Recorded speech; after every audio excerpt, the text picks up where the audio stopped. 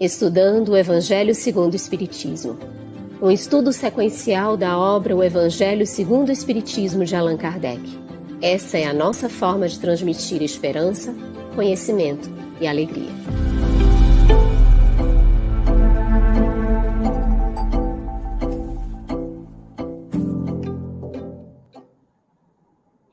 Irmãs e irmãos queridos, sejam muito bem-vindos ao Estudando o Evangelho segundo o Espiritismo. Nós cumprimentamos a todos que estão aqui chegando, já deixando as suas mensagens, os seus cumprimentos, e trazendo as boas-vindas para o nosso querido Carlos, agradecendo já por esse aprendizado, oportunidade de parceria. As intérpretes para Libras, Eliane Carvalho e Tainan Tinum, do Grupo de Estudos Surdos Espíritas. Aos nossos convidados de hoje, Denise Lino, palestrante e escritora espírita, idealizadora e apresentadora do programa Literatura Espírita Prazer em Conhecer, e Calcide Sarroriz, coordenador do estudo aprofundado da doutrina espírita da Federação Espírita do Estado de Goiás. Agradecemos imensamente aos parceiros de transmissão.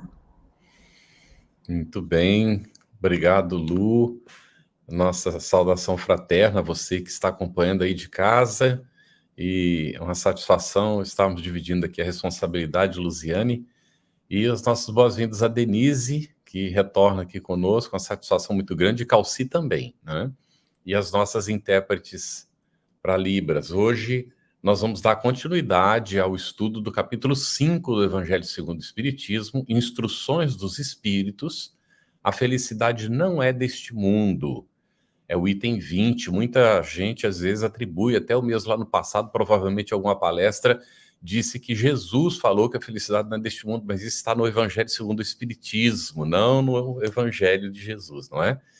E é uma mensagem de François Nicolas Madeleine, Cardeal Morlot, em Paris, 1863.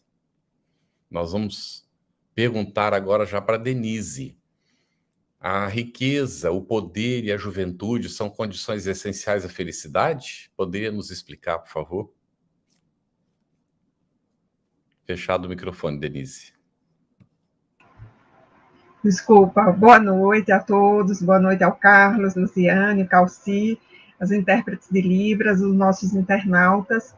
Vamos lá, Carlos, nós estamos aqui com um item muito interessante do Evangelho segundo o Espiritismo, que é uma tese espírita, na verdade, você colocou muito bem na pergunta, não é uma frase de Jesus, a felicidade não é deste mundo, é uma tese espírita que aparece nesse item 20 do capítulo 5 do Evangelho segundo o Espiritismo, que é um capítulo dedicado à análise do sofrimento à luz da doutrina espírita. E, de acordo com esse texto do Cardeal Morlot, nós temos aí alguns dados que se repetem nas nossas vidas, no lugar onde estamos, podemos observar isso com muita felicidade. Nós encontramos jovens infelizes, encontramos pessoas abastadas, muito abastadas, infelizes, pessoas que são consideradas bonitas pelos padrões, pelas regras de beleza. Nós encontramos pessoas que atravessaram a vida e estão na velhice infelizes, e encontramos também índices de infelicidade em crianças. Então, essas condições que são consideradas os fatores externos de sucesso, né, a juventude, o dinheiro, o poder, a riqueza, elas não constituem na Terra ainda elementos seguros para a felicidade, porque são todos transitórios. Então, esse é o ponto que eu gostaria de destacar. A riqueza, o poder, a juventude, o dinheiro não são as fontes da felicidade exatamente porque são transitórios, são externos, são condições com as quais nós podemos conviver durante uma quadra da nossa vida e nas outras não mais, e mesmo sendo portadores de uma dessas condições ou de todas elas reunidas, isso ainda não é a garantia para que esse mundo, que é o mundo de provas e expiação, nos permita experimentar uma felicidade plena. Mas não vou adiantar aqui não, que a gente tem outras questões para hoje à noite, para deixar o Calci falar também sobre o tema. Excelente, Denise. Você já nos traz esse panorama de felicidade com olhar de profundidade. Já deixa a dica para que a gente vá caminhando nesse conceito mais profundo de felicidade. Calci, aqui nessa instrução dos espíritos, na Felicidade Não É Deste Mundo, nesse item 20 do capítulo 5º, Bem-aventurados os aflitos, encontramos um trechinho que diz assim: neste mundo, por mais que faça, cada um tem a sua parte de labor e de miséria, sua cota de sofrimentos e de decepções. Então não há completa felicidade na Terra, Calci? O microfone.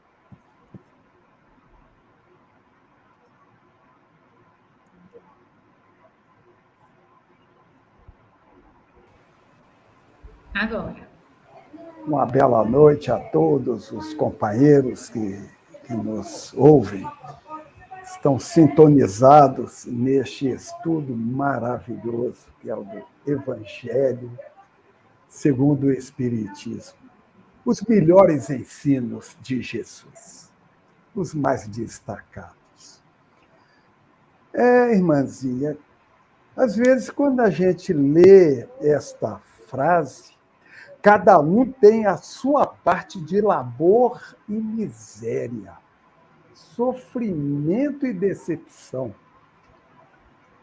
Então, não há completa felicidade na Terra, porque se todo mundo tem a sua parcela de sofrimento, às vezes nós somos tão felizes, mas tão felizes que a gente chega a duvidar dessa afirmativa. Mas no segundo seguinte, algo empana a alegria. Então, a gente percebe que nós estamos num mundo de expiação e provas. Aqui não é um vale de lágrimas. Nós não estamos aqui, não é para chorar. É muito pelo contrário. A mensagem é um alerta, né, com relação ao porvir. É uma sinalização. Porque se aqui a gente já tem tanta alegria, a alegria de ver um filho formando, o sucesso de alguém, algo que a gente consiga realizar e tudo mais, e que traz satisfação, traz imensa alegria.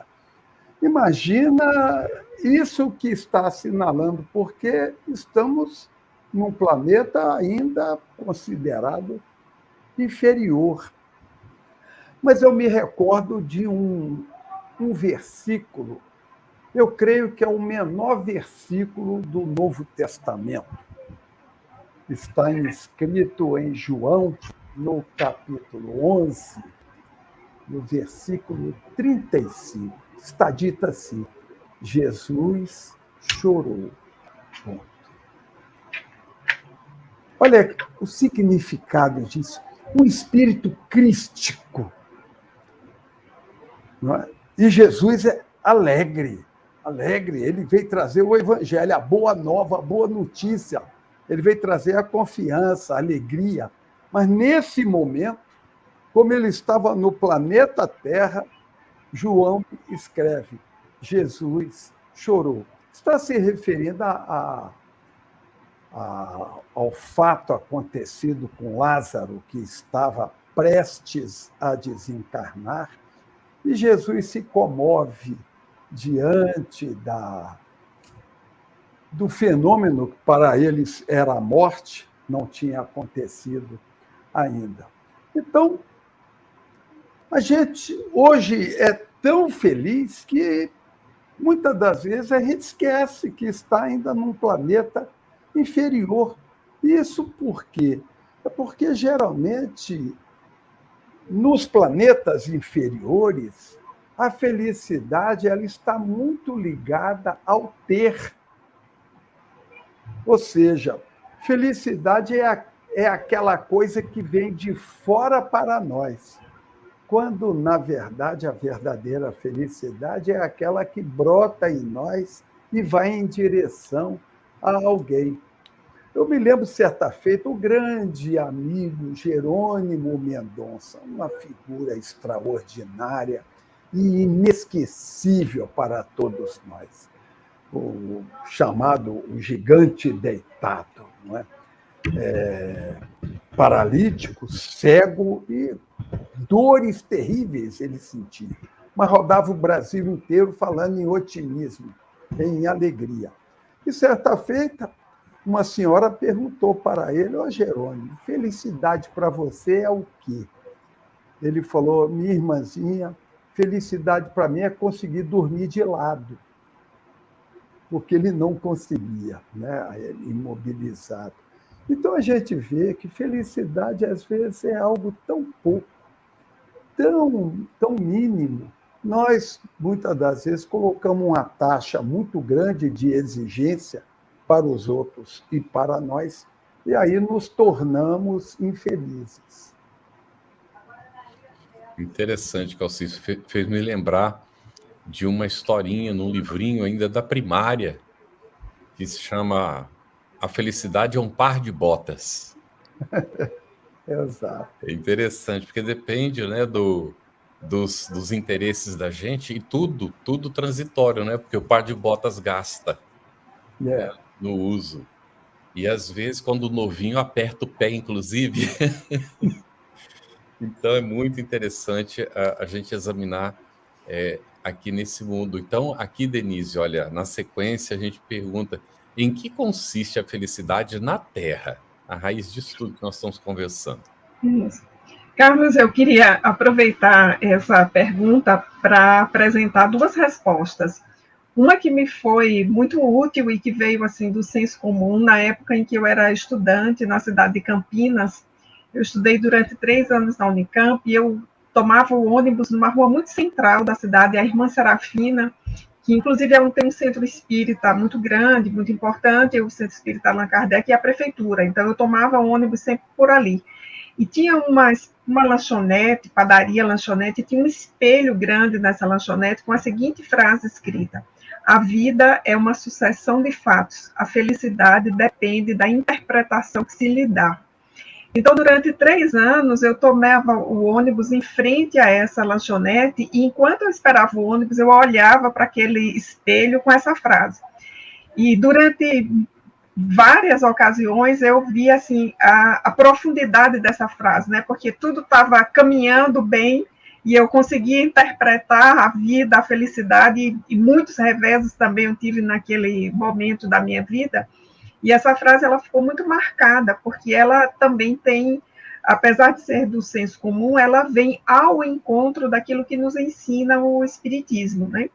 Essa ideia de que a Terra é ainda um mundo de provas e expiações, conforme a gente aprende lá no capítulo 2 do Evangelho segundo o Espiritismo, nos dá, nesse momento, a condição de que a felicidade aqui não seja plena para todos.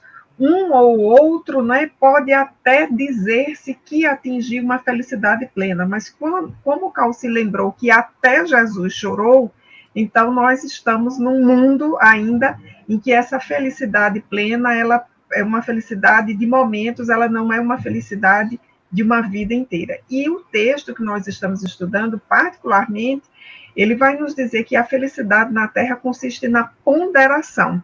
Essa é a justificativa que aparece nesse item 20 do capítulo 5, que é extremamente importante para nós. Ponderação em tudo, ponderação em todas as circunstâncias.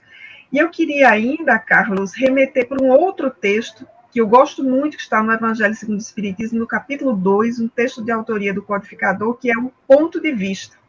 Quando Kardec nos traz o ponto de vista da vida futura. Então, lá no capítulo 2, nós encontramos esse argumento para a felicidade na Terra, é termos esse ponto de vista da vida futura, ou seja, a vida na Terra é uma passagem, e passará, e nós estamos aqui acumulando experiências. Então, ora com um pouco mais de alegria e felicidade, ora com mais dificuldades, algumas vidas com quadras mais demoradas de dificuldades, mas isso tudo faz parte do aprendizado sobre a valorização da experiência terrena. Excelente, Denise, muito bom. E nós identificamos aqui, né, no chat, nós já temos os nossos companheiros de São Paulo, Rio Grande do Sul, Rio de Janeiro, Bahia, Brasília, Estados Unidos e Argentina. E a gente quer fazer um convite a todos vocês que já estão aqui, que estão chegando também, para colocarem suas perguntas, os seus comentários, porque esse momento aqui é de construção nosso, é um estudo que nós vamos construindo e vamos aproveitar a presença da Denise e do Calci para esclarecer as nossas dúvidas.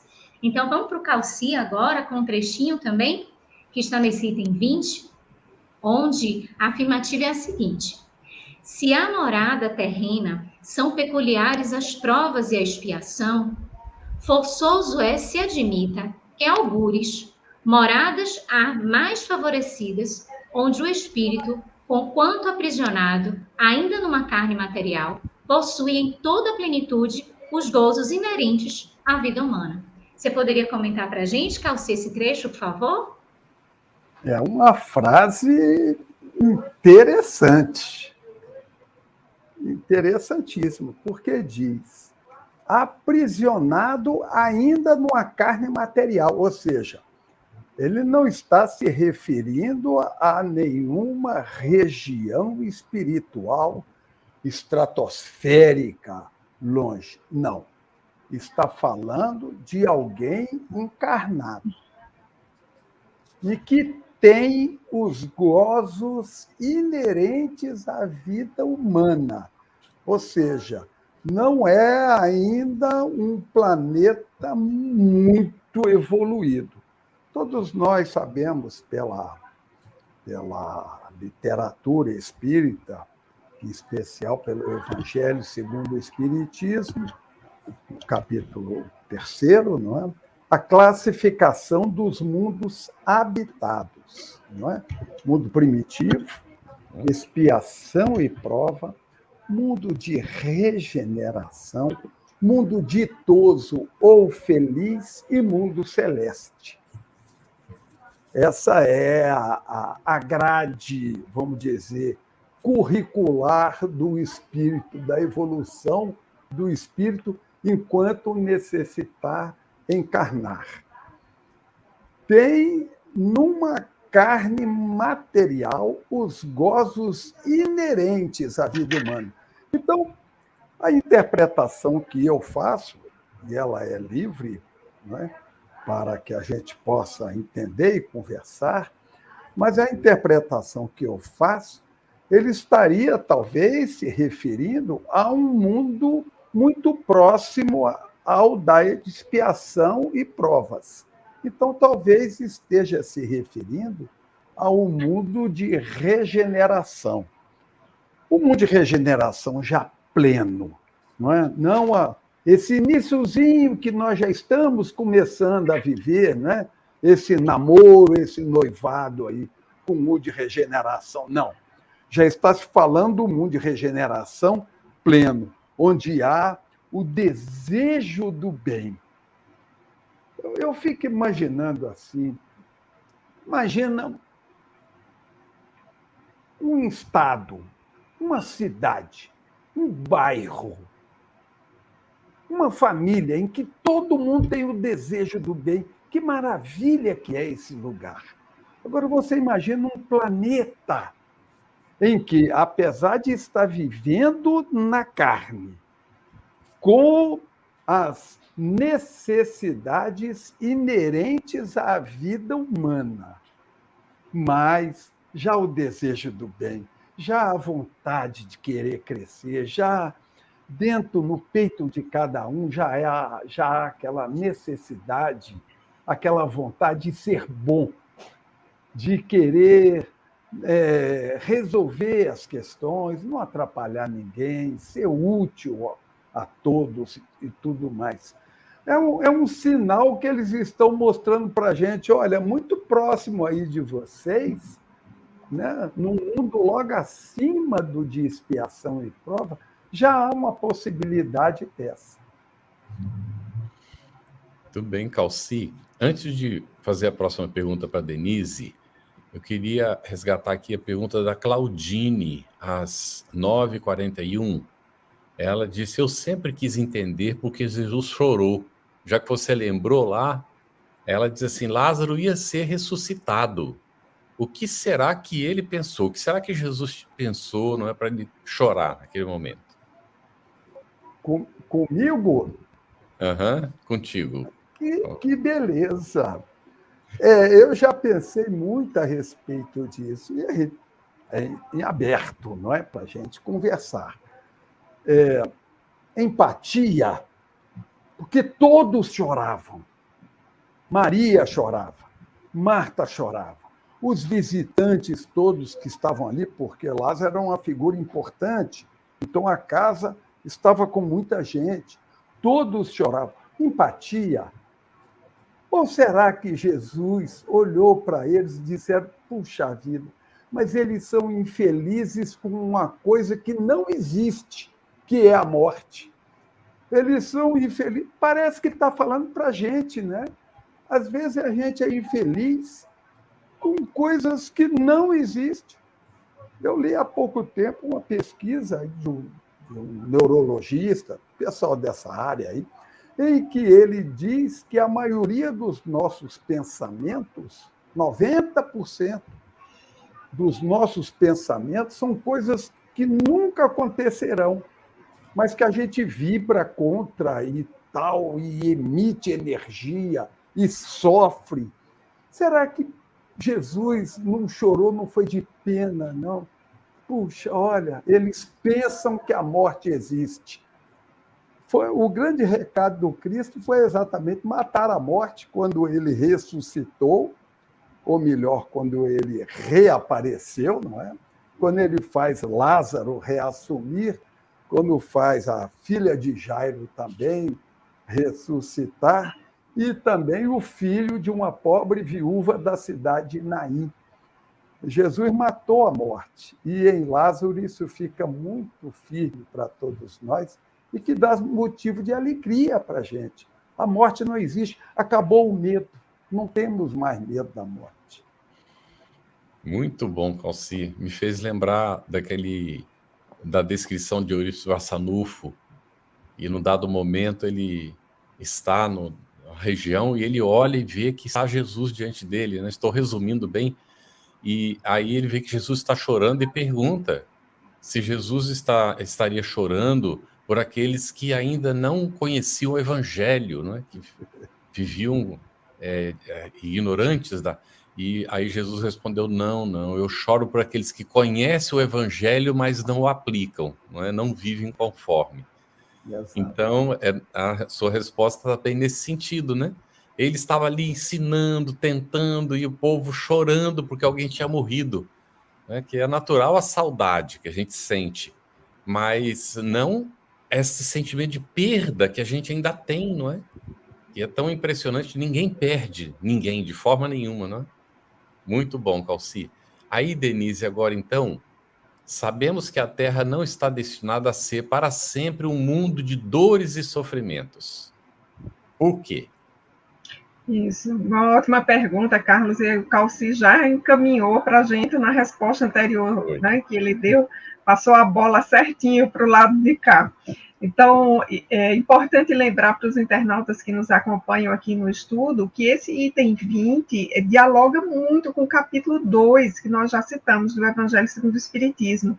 E o Calci fez até um resumo, né, da grade, como ele disse, de progressão dos mundos. Então, nós temos os mundos primitivos, de provas e expiação, os mundos de regeneração, os mundos ditosos e os mundos celestes. Então, a Terra não está destinada a ser sempre esse mundo que é hoje. Isso é uma aplicação da lei de evolução. A lei de evolução vale para toda a criação divina. Então, vale para nós e vale para os mundos. A Terra está num momento que, pelo menos para mim, é muito estimulante estar reencarnado nesse momento, testemunhar essa mudança de fase, essa mudança de patamar. Então, se lembrou bem, nós estamos aí numa espécie, né, de primeiro enamoramento, digamos assim, estamos vendo, né, a aurora do mundo de regeneração chegando aos pouquinhos, em alguns lugares já mais perceptível, porque já há uma sensibilização dos habitantes da Terra, isso para viver conforme o bem. A mudança para o mundo de regeneração não se fará por decreto, mas por mudança do comportamento da maioria dos habitantes, e quando nós temos uma maioria vivendo o bem, nós conseguimos imprimir muito claramente essa perspectiva de mundo de regeneração, cuja principal característica é o bem prevalecer sobre o mal. Aí eu quero aproveitar, Carlos e Luziane, também para lembrar os nossos internautas do capítulo 18 do livro A Gênese, em que Allan Kardec faz um estudo maravilhoso sobre a transição, o capítulo Sinais dos Tempos, o texto Os Tempos São Chegados, mostrando que há uma migração de espíritos em curso e espíritos mais sensibilizados para o bem, com melhores hábitos, muito mais focados numa relação harmoniosa com o próximo, estão vindo para habitar a Terra. Então, a partir desse mix, digamos assim, né, de espíritos que virão com outras experiências de outros mundos, espíritos que estão na erraticidade, que já evoluíram, esperando reencarnar na Terra, então nós vamos ter uma influência decisiva aí para que no decorrer desse milênio nós atinjamos, né, o nível que o Calci tão bonitamente chamou aí de um noivado em curso. Eu acho que a gente tem um milênio aí para chegar às bodas, né, as festas, a festa das bodas aí.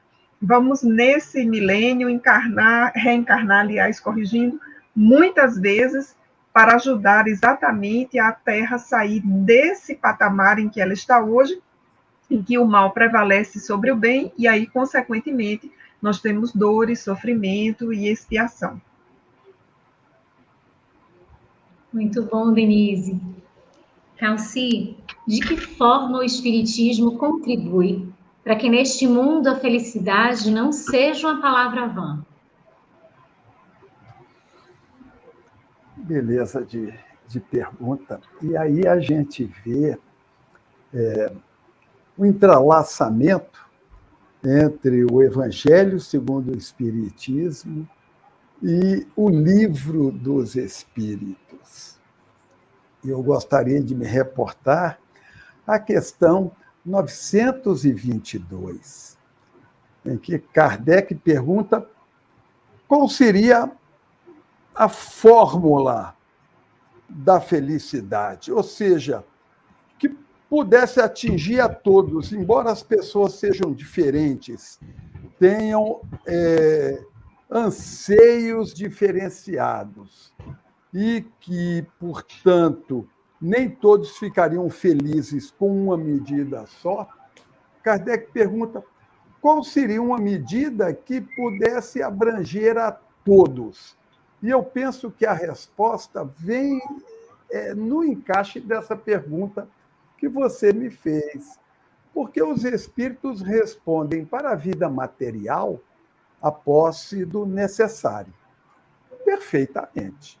Sem o mínimo para se viver, pelo menos minimamente uma posição digna, ter onde morar, o alimento e tal, muito difícil ser feliz. Muito difícil. Agora, os espíritos complementam para a vida moral ou para a vida espiritual a consciência tranquila e a fé no futuro. É a fé no futuro que não torna, que é a contribuição que a doutrina espírita dá para todos nós com relação à felicidade. Está ruim agora? Está ruim? Você está fazendo um curso intensivo, dolorido e doloroso, mas com fé no futuro, ou seja, amanhã será melhor. Essa certeza que a doutrina espírita apresenta para a gente é que dá a todos a certeza da felicidade. Embora a pessoa esteja passando por dificuldade, ela tem a certeza absoluta de que aquela dificuldade veio para ali aprimorar o espírito, veio para ali deixar um ensinamento. Não é castigo de Deus, não é punição de ninguém, é a possibilidade que a pessoa tem de crescer, de evoluir, de aprender algo. A fé no futuro é o que remete para todos nós a possibilidade de sermos felizes, de anteciparmos a felicidade sem precisar esperar chegar lá. Certa feita eu ouvi uma crítica de alguém ateu e dizendo, mas vocês religiosos são muito interessantes, porque é sempre o amanhã, é sempre o amanhã, é sempre o depois, é depois. Não, agora é imediato, não, é depois. E esse depois não chega nunca. Quer dizer, o companheiro ele tem razão na análise que ele fez com relação a determinados segmentos do cristianismo, que coloca, por exemplo, uma vida só e morreu, e você vai para o inferno, vai para um sofrimento. A Igreja Católica já mudou completamente essa ideia. Já divulga que inferno é estado de alma e tudo mais. Mas a pregação, a informação ainda está circulando por aí. Quando a doutrina espírita diz para você, você fez um curso aqui chamado Reencarnação, você retorna ao plano espiritual, faz um checklist, verifica onde é que precisa acertar, onde precisa melhorar, e você retorna. Ora, isso dá uma alegria na pessoa em antecipar essa futura felicidade para os tempos de hoje. Então, essa é a contribuição que a doutrina espírita dá. Excelente, Calci. A gente seguindo aqui nos questionamentos, e aí a gente queria ver, Denise, a primeira pergunta aqui, trazida pelo nosso público, é da Jeane Lima. Ela estava aqui cedinho, colocou uma pergunta para a gente. E ela diz assim: amigos, no item 20, consagrai-vos todos à propagação do Espiritismo, que já deu início à vossa própria regeneração. Poderia explicar, Denise? Ok, Luziane, eu queria primeiro cumprimentar a Jeane, que está representando aí o grupo que está acompanhando o estudo ali, lendo antecipadamente o texto e deixando aqui as suas questões. Jeane, veja bem, esse final do item 20, essa frase está quase no final, não é? O Cardeal Morlot, que é o autor do texto, ele vai nos trazer uma espécie de convite, uma invitação, digamos assim, e uma tarefa para todos nós: consagrai-vos à propagação do Espiritismo, que já deu início à vossa própria regeneração. O que significa isso? Nós temos aí duas informações importantes. A primeira delas é esse convite para que nós não façamos do Espiritismo aquela pérola que foi enterrada, ou aquele talento que foi enterrado na parábola contada por Jesus. Nós precisamos colocá-lo, e aqui para citar uma outra parábola, e também uma outra alegoria, acima do velador. Então, a candeia acima. Então, nós precisamos divulgar o Espiritismo, fazê-lo conhecido, para colaborar naquilo que a gente pode chamar da divulgação desse paradigma de amorosidade de Jesus, para o qual, por exemplo, o inferno é de fato um estado de alma, conforme o Calci lembrou antes, e Allan Kardec traz na obra O Céu e o Inferno, por exemplo. A outra informação que aparece nessa citação, Jeane, amigos, é uma informação muito importante. Vejam só, o Espiritismo já deu início à vossa própria regeneração. Então, nós temos aí uma sutileza nessa informação que nós podemos desdobrar em duas informações. A primeira delas é que o próprio advento do Espiritismo, ele é um marco do processo de regeneração na Terra, do processo de transformação. É um marco. Kardec vai, inclusive, retomar essa citação em A Gênese, se não me falha a memória, dizendo que já estava em curso o processo de regeneração. E a outra, nós podemos ler essa informação de modo reflexivo, com esse pronome aí de tratamento, a vossa própria regeneração. Então, ao contato com o Espiritismo, nós iniciamos a nossa própria regeneração. E quando nós nos encontramos com essa mensagem, vemos o bem que ela nos faz, o poder transformador em nossas vidas, nos cumpre, de fato, Jeane, divulgá-la. É por isso que nós estamos aqui às 22h05 fazendo esse estudo do Evangelho segundo o Espiritismo, e em Libras também, né? Estamos aí buscando divulgá-lo de diferentes formas.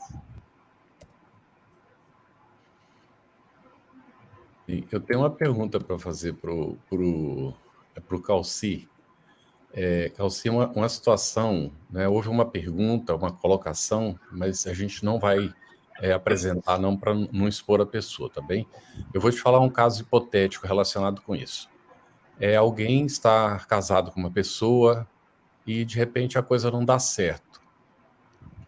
Mas ela continua amando a pessoa, e a pessoa já constitui outra família e seguiu. A minha pergunta é: a nossa felicidade depende das outras pessoas e da relação com as outras pessoas? Na verdade, não. A felicidade não depende de coisa alguma material ou de quem quer que seja. Porque a felicidade é algo que nasce dentro da gente e vai para o exterior. Não é nada que vem de fora. Nós ainda estamos num processo, todos nós, o planeta Terra inteiro, em que a felicidade é ter o carro novo, né? Um relacionamento, ganhar um dinheirinho, um dinheirão, né? Ter uma possibilidade de passear, de passar um final de semana, não sei aonde, andar de iate e tal. Ok, mas isso ainda não esses são arremedos de felicidade, são incentivos para que a gente procure efetivamente buscar a felicidade. Aquele que é feliz, ele é feliz com, ele é feliz sem, e ele é feliz apesar de. Com quem quer ou o que quer que seja. A felicidade é essa felicidade que o Cristo nos chama para que a gente possa desenvolver. O relacionamento não deu certo, ok, antes que haja algum problema maior, separa o casal, ok, principalmente se não houver filhos. Se houver filhos, torna-se necessário pensar um pouco mais, não é? Sobre aquilo que poderá implicar com os filhos. Se não há filhos, fica mais fácil o processo. Faça uma coisa do jeito cristamente, porque é doloroso a gente ver, né? Meu bem para cá, meu bem para lá, e quando separa, meus bens, né? Eu quero todos, né? E tal, aquela luta que demonstra aí a nossa fragilidade ainda humana. Não deu certo, antes que ocorra, porque o Cristo orienta, né? A separação está lá em Mateus, no capítulo 5. O versículo eu não lembro de cabeça. Mas ele diz, olha, separou, dê carta de divórcio, ou seja, faça a coisa toda direitinho, no papel, deixe o outro satisfeito pelo menos uma vez na vida, né? Resolve a coisa de maneira plena, de maneira boa e tal. E aí você vai ser feliz, não se preocupe, porque quem quer a felicidade do outro merece ser feliz. Lu, eu queria aproveitar para fazer uma recomendação. É um autor que não é espírita.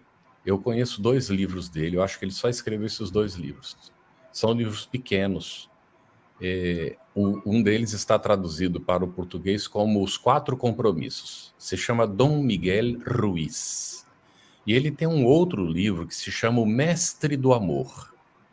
Esse livro, para as questões de relacionamento, é impressionantemente interessante. Então, é um autor não espírita, mas que e não é cristão além disso. A filosofia dele é Toltec, uma antiga filosofia inca, maia, né, uma coisa assim. Mas ele escreve de uma maneira incrível, uma identidade perfeita com os ensinamentos de Jesus, né, e naturalmente combina com o espiritismo. Essa, pelo menos, é a nossa interpretação. Obrigado, Lu. Pode seguir, querida. Excelente, Calci, excelente, Carlos. Denise, nós temos duas perguntas que a gente gostaria de unir aqui. Uma é do Ricardo Mendes, às 21h40, ele coloca assim: essa frase, a felicidade não é deste mundo, está no Eclesiastes? E o Alexandro, às 21h41, que traz assim: A felicidade não é deste mundo. Está para. O meu reino não é deste mundo. Uhum. Veja, Lu, quando o texto que nós estamos discutindo, que é o item 20 do capítulo 5 do Evangelho segundo o Espiritismo, faz essa referência ao Eclesiastes, está fazendo um grande resumo desse livro do Antigo Testamento, que é um livro que tem uma perspectiva de vida que seria aquilo que nós vamos encontrar, inclusive na filosofia antiga da Grécia, que é a de perceber que a felicidade não está no aqui e no agora, e não está em coisas materiais, mas está em experiências que são vividas a partir da relação com a emoção e com a razão devidamente dotadas. Então, é um grande resumo aí do livro Eclesiastes. E quando a outra pergunta associa a felicidade não é deste mundo, pode ser vista ou está correlativamente para a sentença de Jesus, o meu reino não é deste mundo, eu diria que fazer uma associação assim, uma está para a outra, é também resumir muito essas duas, né? E deixar de ver que elas têm pontos que se tocam, mas também há informações que extrapolam. Veja, quando Jesus afirmou, meu reino não é desse mundo, ele estava, de fato, referindo-se à sua condição de espírito crístico e que não pertencia àquele mundo, nem a este, voltado para as questões materiais. Então, mesmo sendo a Terra um mundo coordenado desde o seu princípio por Jesus, que é o governador da Terra, o seu reino de amor ainda não estava àquela altura e ainda não está implantado na Terra. Por isso, com toda a autoridade, Jesus pode dizer, o meu reino não é deste mundo.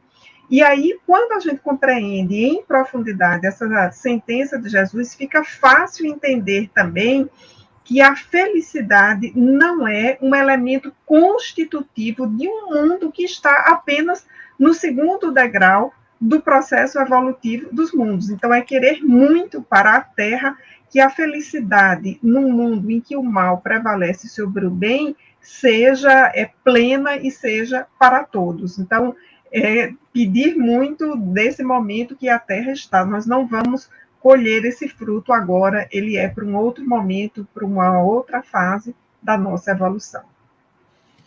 Muito bem. É interessante que Jesus utiliza um advérbio de tempo, não é?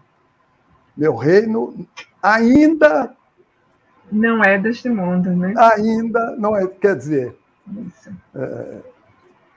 vai ser um dia, né? Ainda não é, quer dizer, será um dia. Mas você, quando falou, Denise, na minha cabeça, imediatamente, o Carlos comentou que não estava nos textos dos evangelhos, mas um comentário no Evangelho segundo o Espiritismo.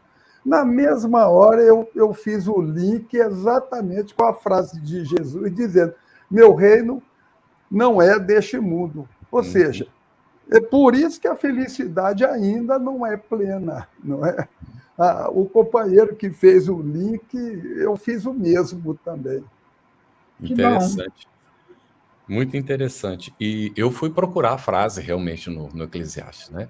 Mas a Denise respondeu magistralmente. A frase resume o conteúdo, não é, que está lá no Eclesiastes.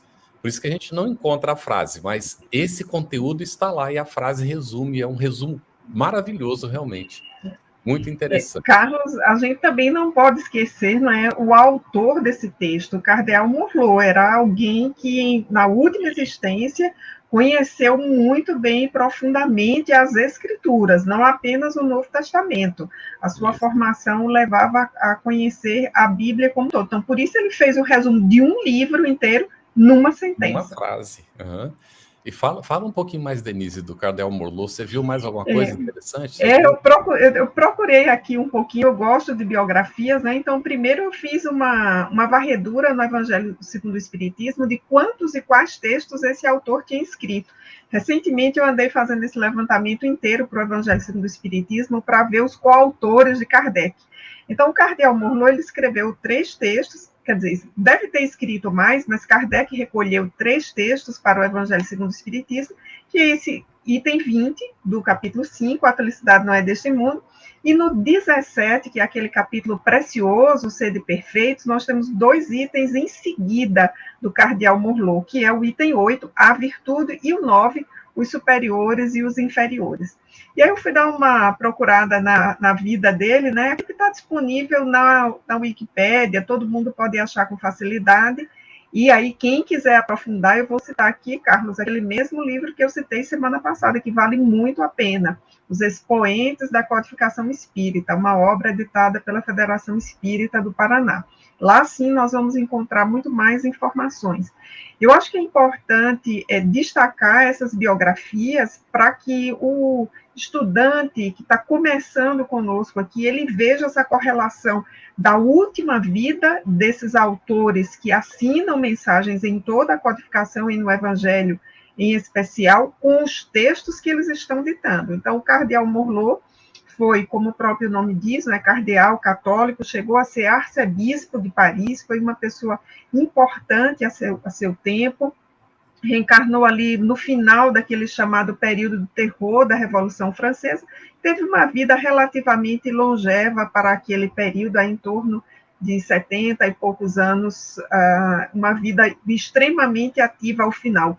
E tudo leva a crer, pelo que eu olhei aqui da biografia dele, já um estudioso muito reflexivo e com muito cuidado para as questões práticas do Novo Testamento. Por isso, ele volta em O Evangelho segundo o Espiritismo, escrevendo sobre a felicidade, a virtude e a relação entre os superiores e os inferiores. Ele, que foi alguém que ocupou um cargo importante. Fica a dica, né? Procurar as biografias para ver como elas estão correlacionadas aos textos. Contigo, Lu. Calci, a gente tem uma pergunta aqui do Fábio Brito. Às 21h45. A felicidade é realmente relativa? No nosso nível de estágio evolutivo, sim. Observa bem, Fábio Brito, eu vou te propor uma questão. Vamos imaginar que você receba uma determinação médica de que, de hoje em diante, você só pode comer um pratinho de comida por dia. Um pratinho pequeno, daquele de festa, aquele prato de plástico, né? Você só pode comer um pratinho daquele por dia. Imagina isso. Você ficará feliz ou infeliz? Eu penso que você ficará infeliz. E por quê? Porque você está acostumado a mais do que um pratinho desse por dia, não é? A gente toma café da manhã, a gente almoça, tem gente que lancha, tem o jantar, tem a ceia e tem gente que ainda salta a geladeira de madrugada. E diz que a geladeira tem lâmpada exatamente para isso mesmo, para poder não precisar acender a luz da cozinha. Então, nós que temos mais do que um pratinho de comida por dia, nós vamos ficar muito tristes. Mas eu garanto para você que 2 bilhões de pessoas no mundo ficariam extremamente felizes se tiver garantido todo dia um pratinho de comida por dia, porque eles não têm. Então é por isso que a felicidade é relativa. Aquilo que torna um feliz, a mesma coisa torna o outro infeliz, porque as necessidades são diferentes. E é por isso que a felicidade é relativa. Muito interessante. A Marlene Tax fez um comentário às 9h50, bem relacionado com o que você colocou agora, Calci. Felicidade para mim é um estado de espírito. Um mesmo episódio, dependendo do seu estado de espírito, ora é uma razão de felicidade, ora não. Não é? Depende muito. E, inclusive, Dom Miguel Ruiz comenta isso. Cuidado com os elogios, porque a mesma pessoa que está elogiando é por razões pessoais, porque ela está bem. Porque se ela estivesse numa situação ruim, você faria a mesma coisa e provavelmente ela criticaria. Então, para a gente considerar essas coisas bem relativamente, né? A mão que aplaude é a mesma que apedreja, já dizia Augusto dos Anjos, né? Aqui, Denise, tem uma pergunta da Larissa de Barros Teixeira, às 9h54. Podemos ter felicidade no mundo onde ainda existe o mal? Também Isso, relacionado ao assunto, né? é bem isso que estamos comentando aqui, Larissa. É uma felicidade relativa. O Calci foi muito feliz agora na sua resposta com uma ilustração que penso ser bastante didática para nós. Evidentemente, nós estamos cercados do mal, né? E não é à toa que o mal está anunciado na oração do Pai Nosso, né? Livra-nos do mal, não é da luta, é livra-nos do mal, porque nós estamos ainda muito sitiados. Mas nessa condição de mesmo sitiados do mal, nós temos motivos de felicidade. E aí eu vou me aproveitar aqui do exemplo do Calci, que ele foi muito feliz, quando nós podemos ver a felicidade de alguém que não tem o que comer e consegue, pelo seu trabalho de um dia ou por doação, um pratinho de comida. Então, todo o mal que cerca aquela pessoa, o grupo social a qual ele está vinculado, naquele momento perde total importância.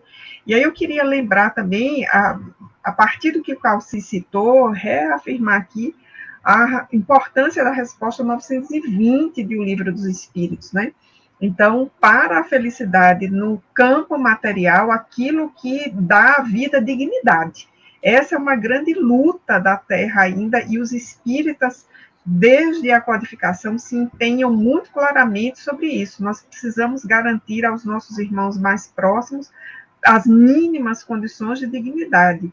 Tanto é que o Evangelho segundo o Espiritismo há o belíssimo texto de Kardec, os infortúnios ocultos, ou seja, aquele personagem que protagoniza lá o texto dos infortúnios ocultos, aliás, aquela mulher, acho importante destacar isso, ela estava tentando construir nos seus limites a felicidade no mundo cercado de muitos males e de muitos desafios. Então, a felicidade é ainda uma experiência que é individual, caminhando para o coletivo nesse momento que estamos agora atravessando. Excelente, Denise. E nessa mesma linha de reflexão, de raciocínio, a gente encontra aqui, já aprofundando um pouquinho, o Ricardo Mendes, às 21h56. Calci, pode não ter a felicidade plena, mas tem momentos de felicidade plena? Aí a gente teria que entrar no aspecto filosófico, o que é plenitude, né, e o que é felicidade, né? Porque mesmo nesse sentido pleno, né, que a gente pode dar, mesmo assim ele ainda é relativo, né? Mas, para te responder positivamente, Ricardo Mendes, eu penso que sim, né? E a gente tem tanta alegria, não é? O time ganhou o campeonato, você fica alegre, não é? Você conseguiu, teve uma conquista boa e algo que você estava lutando muito por conseguir, passou no concurso, num vestibular, venceu uma dificuldade, conseguiu concluir o curso e tudo mais. Tudo isso são a felicidade plena dentro de um mundo relativo, dentro de um mundo de expiação e prova. O que o texto do Evangelho chama a atenção para a gente, porque ele começa assim, não sou feliz. Aí você já pensa, nossa, lá vem, né, coisa triste, né? Lá vem mensagem para baixo, coisa tal. Não, a mensagem é positiva, é para cima. Sejamos felizes mesmo com as dificuldades. É isso que a mensagem, o item 20 do capítulo 5 do Evangelho, traz para a gente. E a felicidade plena, sim, plena dentro daquilo que a gente almejava, sim, perfeitamente, sem problema. É interessante, né, que a gente normalmente vê a felicidade como um fim, um objetivo a ser alcançado, né? E quando a gente, ao contrário, vê a felicidade como o caminho, ou seja, a gente sentir satisfação no que faz, não é? Procurar fazer de fato. Até tem uma situação de um rapaz bem, assim, saía muito bem na profissão, e um jornalista foi fazer entrevista com ele, perguntando se o pai dele tinha influenciado na decisão dele pela profissão. Aí o rapaz disse que sim, aí o jornalista ficou decepcionado, né? Poxa, porque na psicologia os pais não devem ficar direcionando os filhos para a profissão, não é? Então, ele perguntou, mas como que ele influenciou? Aí o rapaz disse, olha, o meu pai, quando chegou o momento, né, que eu tinha que entender da vida e tomar minhas decisões, ele disse, meu filho, escolha fazer o que você gosta, o que você se sente bem, porque aí você fará isso bem feito e naturalmente você se sentirá feliz do que você estiver fazendo. Então não pense primeiro no salário, pense em fazer o que você realmente tem satisfação de fazer. E isso não é normalmente a orientação que a gente passa, né? Então o jornalista se sentiu aliviado, porque o pai não direcionou, o pai deu foi uma diretriz, não é? Para o filho. Agora, Denise, às 9h59, a Mirelle Moraes coloca assim: qual a visão espírita no sofrimento de uma mãe ao perder sua única filha aos 6 anos durante o tratamento do câncer? Menos de 5 meses entre os sintomas e a desencarnação. E ela comenta, dói muito, e de fato dói, né, Denise?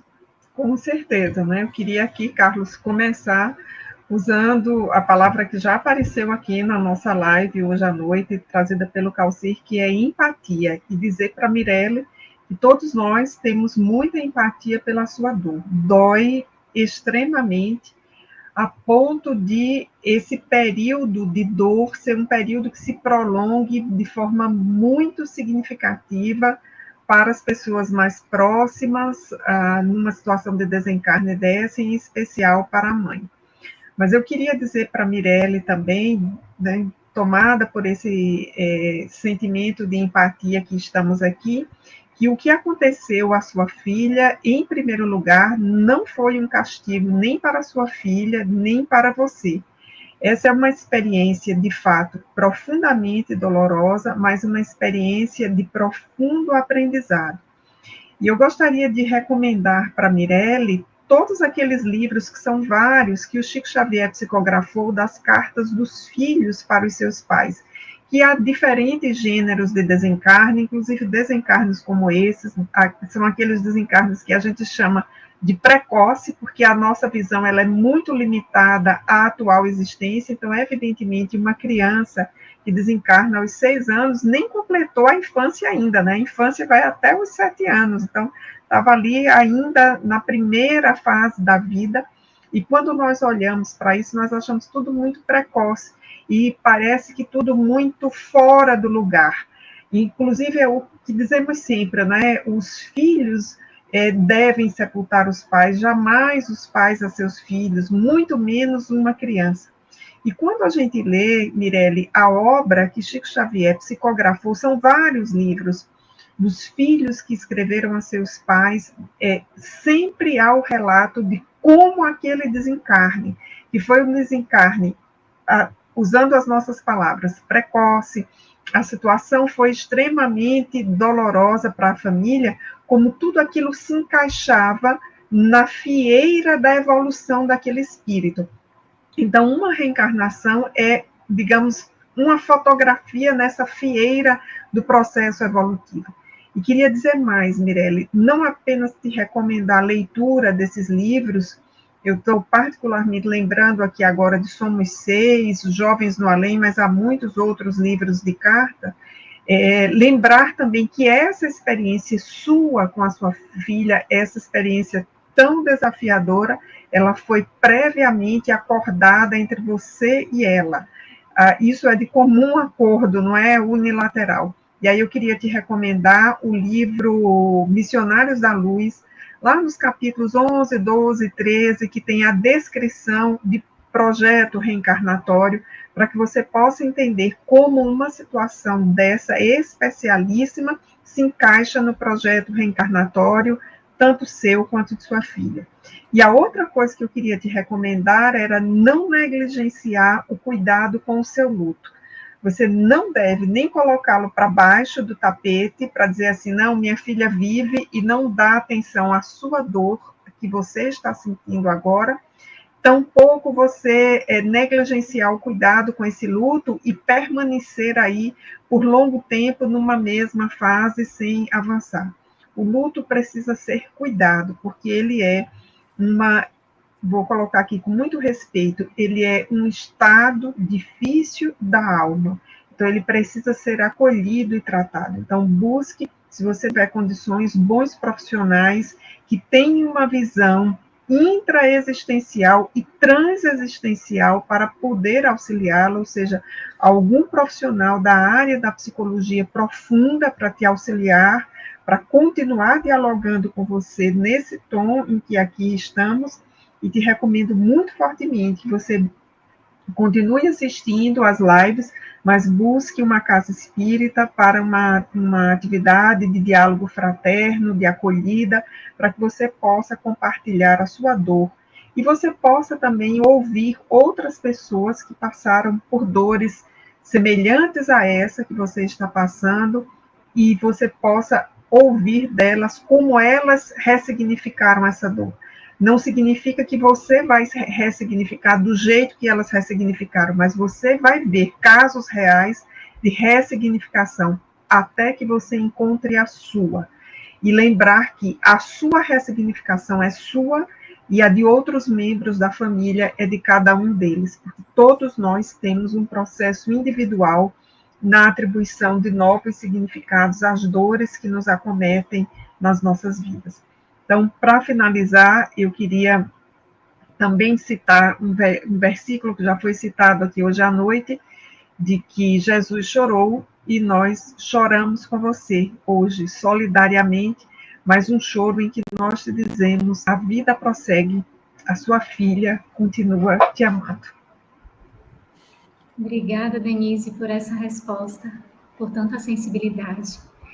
Calci, às 22h18, a Luciana Alexandre pergunta: felicidade é quando o que você pensa, o que você diz e o que você faz estão em harmonia.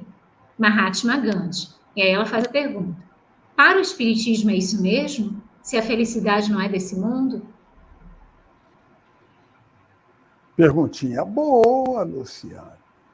Perguntinha boa. Felicidade é quando aquilo que você pensa, aquilo que você diz e aquilo que você faz estão em harmonia. Sim, pode ser, mas aí a gente fica pensando aqui, mas o que é o que a pessoa pensa, o que diz, entre o que pensa e o que diz, traz algo de útil para si? Traz algo de útil para alguém? Porque, observa bem, é impressionante, quando a gente ajuda alguém na rua, alguém pede uma informação, e você sabe onde é que fica a rua, que a pessoa está perguntando, e você informa, ela te agradece e vai embora, e você fica alegre, porque você foi útil para alguém. Então, a felicidade está mais centrada, segundo a doutrina espírita, na utilidade em que a gente pode ser para alguém, corroborando aí, embasado, melhor dizendo, no ensinamento do Cristo, amar o próximo, aquilo que você faz de útil para si mesmo, para você, né? Amar a si mesmo, amar o próximo, estaremos amando a Deus, portanto, quando a gente já consegue estar bem com essas duas pessoas, eu e o próximo. Muito bem. Eu vou fazer uma pergunta que está colocada aqui. Aí depois você faz mais uma para o Calci e a gente encerra com a última para a Denise. Pode ser, Luziane? Olha, a Inês Maria, às 10 em ponto, colocou o seguinte, Denise. Há 2 anos venho vendo várias lives do Espiritismo. Sou católica. Nesta pandemia não vou à igreja. Espiritismo e religião é religião ou uma doutrina? tipo, qual sua religião? Espírita? Isso, Inês, veja só. Então, a sua pergunta nos aponta um momento, talvez, de autodescoberta que você está fazendo. Você está buscando um caminho. Mas veja como você traz uma marca que é muito importante você fazer um processo de reconciliação em relação a ela. Porque você está afirmando, eu sou católica, nesta pandemia não fui à igreja, não vou à igreja. Será que você não precisa fazer uma reconciliação com a sua crença de base? Ou você poderia e já se sentiria nesse momento mais confortável, mais segura e mais à vontade para fazer de fato um mergulho profundo no espiritismo e compreender como a filosofia espírita, que é a da moral do Cristo, organiza essa religião que é o espiritismo e para a qual sim nós temos essa resposta. Como religiosos, nós somos espíritas.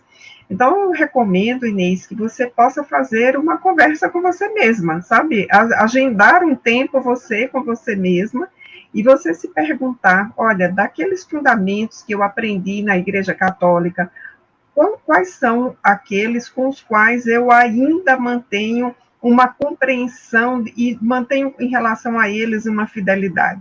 Se a sua resposta for sim, eu te recomendo muito fortemente que você volte a frequentar a igreja da sua comunidade. Certamente a sua presença lá está fazendo muita falta. E se você revisar esses fundamentos e você, após 2 anos de pandemia, assistindo lives espíritas, você já tiver uma outra compreensão sobre aqueles fundamentos, então eu te recomendo muito fortemente que você procure uma casa espírita mais próxima de onde você reside, ou uma casa espírita com a qual você se afinize. As casas espíritas, assim como as igrejas, voltaram a funcionar presencialmente, e eu tenho certeza que se você for uma instituição espírita, você será muito bem resolvida. E, por fim, eu diria assim que não é tão bom prolongar esse conflito, essa dúvida em que você está, porque acho que você vai ficar rodando ali em círculos sem resolver essa questão.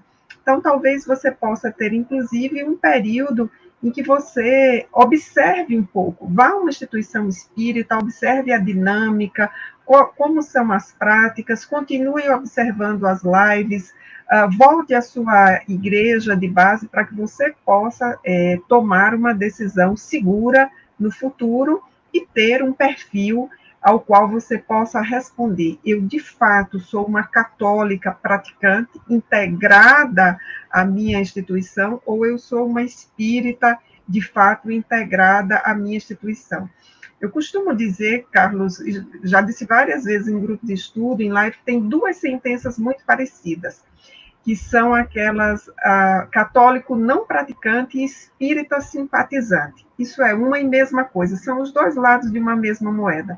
Porque o católico não praticante, ele não está vinculado aos fundamentos, ele não está lá vinculado à comunidade de base dele. E o espírita simpatizante também não está preocupado com a reforma moral, não está preocupado em aprofundar os estudos, ambos vão seguindo aquele lema do samba, né? Vida leva eu, deixa-me levar. E a vida não é bem assim. A gente precisa tomar posturas. Eu vou concluir essa resposta aqui, porque eu sei que o nosso horário está estourado, lembrando a sentença de Jesus. Seja o vosso falar, sim, sim, não, não. Então, a gente precisa refletir e tomar uma decisão. Excelente, Denise. Calci, a penúltima pergunta de hoje. Alexandre Araújo, às 22 e 23. Os apóstolos nutriam uma felicidade imensa, mesmo com tantas adversidades do mundo. Qual é o caminho para essa felicidade plena? Olha, quem é que convive com Jesus e ficaria triste? Né? E Jesus dizia para eles e diz para nós, caminhai enquanto tendes luz, né? Eu sou a luz do mundo. E nós temos, através das religiões, porque o cristianismo ele tem vários segmentos, todos eles importantíssimos, todos eles conduzindo a Deus. A gente pega os 3 grandes segmentos do cristianismo, a Igreja Católica, o movimento evangélico e a doutrina espírita, não é? E é o Cristo, através desses movimentos, que vem nos trazer a sua informação, o seu exemplo, a sua alegria. A sua indagação é muito interessante, porque tem muita gente que coloca aquele Jesus sofrido, né, com a cara de sofrimento e tal. Tiremos Jesus da cruz, né? Ele está atuando numa alegria extraordinária de servir. Meu Pai trabalha e eu trabalho.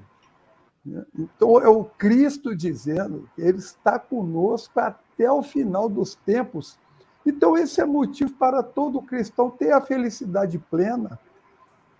Você brigou com o chefe, não se preocupe, o chefe do chefe do chefe dele é Jesus, com quem você tem ligação. Então, fique tranquilo, faça aquilo que você tem que fazer, cumpra a sua obrigação e seja feliz, tenha essa felicidade plena aí que você merece. Muito bem. Vamos, então, à última pergunta, Denise. Denise, a gente queria te pedir um comentário final, breve tem que ser, sobre a questão da busca pela felicidade, mesmo no mundo de dores e sofrimento, unindo com a ideia que foi apresentada, inclusive uma pergunta lá atrás, que acho que até já foi respondida, mas que poderia unir as duas coisas, se possível. Deveis todos consagrar-vos à propagação desse espiritismo, que já deu começo à vossa própria regeneração. O que significa isso, diante dessa questão da felicidade? Acho que o programa hoje, a gente poder, aliás, o estudo, né, Carlos, a gente poderia dizer foi um estudo bem redondinho, né? As perguntas nos permitiram explorar o tema e, de fato, nós saímos daqui com uma conclusão, a partir de vários exemplos, de que no atual estágio da Terra, que ainda é um estágio agudo de provas e expiação, essa felicidade, ela não é possível ainda que ela seja plena, nem para todos, nem que ela seja plena para cada um de nós ao longo de toda a nossa vida. A doutrina espírita nos leva a esse ponto de vista, né, como citamos aqui, que é o ponto de vista da vida futura, é esse ter a fé no futuro, porque é o que faz exatamente com que nós possamos reconfigurar as situações que, de um ponto de vista material, são de infelicidades, mas que para nós espíritas são situações desafiadoras e de aprendizado. O que não significa dizer, Carlos e amigos, que nós não soframos, né? Não significa dizer isso, mas significa dizer que nós temos um modo de sofrer que nos leva à compreensão do sofrimento. Aí eu recomendaria 2 textos que nos ajudam a entender isso. Esse capítulo 5 tem vários deles, mas em especial eu recomendaria Bem e Mal Sofrer, que é um texto que eu gosto muito, está nesse mesmo capítulo 5 que nós estamos estudando. O outro, Carlos, eu vou recomendar a mensagem de número 100 do livro Pão Nosso, de Emmanuel, em que Emmanuel vai estudar a afirmativa de Paulo em tudo dai graça. Então, por que é que quem convive com Jesus mergulha nessa felicidade plena, a ponto de que aqueles que estão fora dessa lógica trazida por Jesus vão afirmar também, como disse Emmanuel, que a mensagem da cruz é loucura, quer dizer, ela é sem sentido para quem está fora dessa mensagem. Para nós, é uma mensagem com sentido e com coerência, por isso, mesmo nas adversidades, nós conseguimos afirmar que somos testemunhas de uma grande felicidade. Então, o Espiritismo nos conduz a entender essa felicidade relativa na Terra. Excelente, Denise. Nós gostaríamos de agradecer imensamente a você, Denise, e ao Calci, pelas respostas, pela participação, por compartilhar conosco com tanta profundidade e sensibilidade os assuntos que aqui foram encaminhados e conduzidos.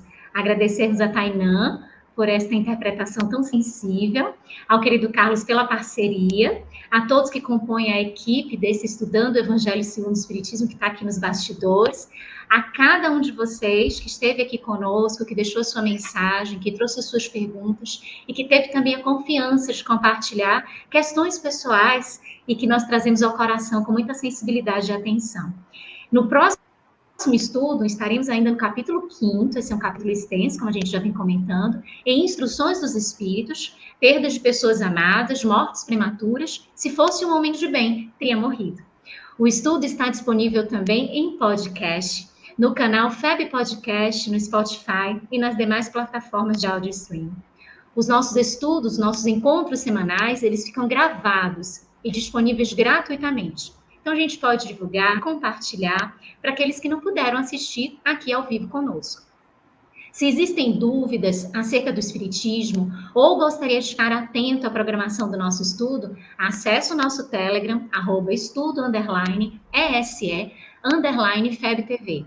Se o desejo é por encontrar todo o conteúdo do Estudando o Evangelho segundo o Espiritismo em um só lugar, a gente pode acessar o site www.febtv.com.br/estudo-se.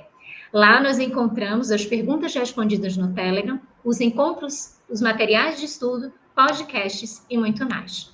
A FEB disponibiliza 3 oportunidades de estudo das obras básicas do Espiritismo.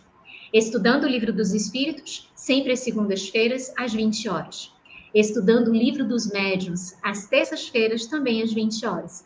E estudando o Evangelho segundo o Espiritismo, sempre às quintas, aqui conosco, às 21h30. Apoie a FEB TV, ajude a manter este e outros estudos no ar, acessando febtv.com.br. Gratidão imensa por este estudo, por esta oportunidade, e até o nosso próximo encontro, até a próxima semana. Um abraço a todos.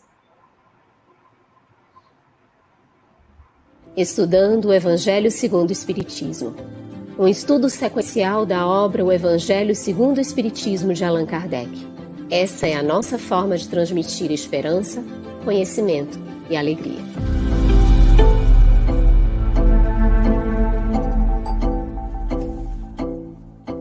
Aproveitando a minha expressão de gratidão, dizer que tu continues a participar, colaborando tanto quanto possível, para que esta proposta de amor e de paz continue a celebrar a vida por mais longos anos, porque a necessidade do mundo é impiedosa, crescente.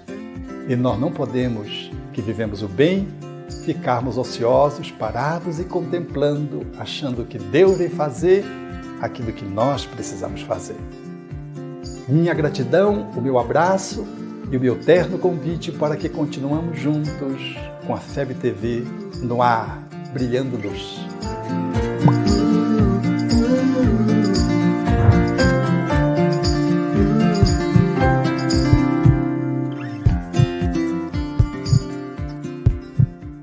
Iniciamos hoje a campanha Conheça a Federação Espírita Brasileira, que busca mostrar quem ela é. O trabalho realizado por meio desta instituição centenária, trazendo você para dentro da nossa casa. Como surgiu a Federação Espírita Brasileira? De Augusto Elias, o seu fundador, aos dias de hoje, o que ocorreu? Quem foram e quem são os vultos que fizeram e fazem parte desta história? Qual a relação de nomes como Chico Xavier, Bezerra de Menezes, Simone Pereira com esta instituição? Qual a sua missão? Como ela atua na formação do homem de bem? Apresentaremos a Federação Espírita Brasileira em formato dinâmico com vídeos, depoimentos, postagens históricas, áudios.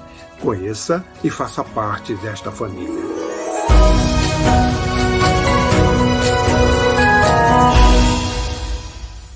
A Federação Espírita Brasileira lança o portal FEB Podcast, com conteúdos em áudio que objetivam esclarecer e consolar corações para uma postura de vida com fé, harmonia e esperança.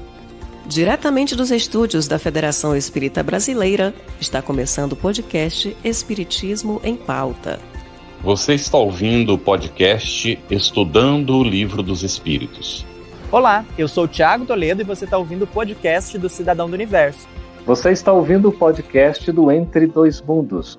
Você está ouvindo o podcast do Gostinho de Leitura, estudando o Livro dos Médiuns. Olá, eu sou a Marina Miranda e você está ouvindo o podcast Minha Nada Mole Encarnação. Essa é a nossa forma de transmitir esperança, conhecimento e alegria.